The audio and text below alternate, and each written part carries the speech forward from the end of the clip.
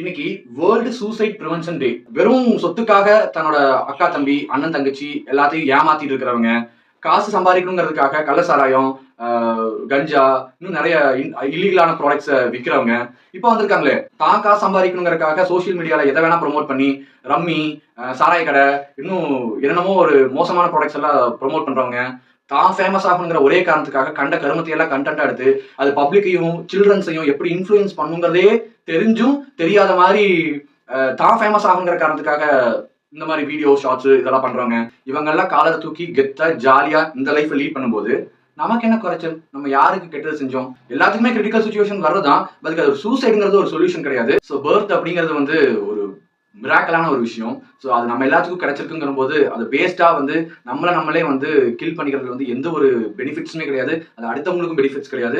இது நான் ரெகுலரா ஃபாலோ பண்ற ஒரு ஐடியாலஜி. இது நல்லா இருந்துச்சுன்னா நீங்களும் ஃபாலோ பண்ணுங்க.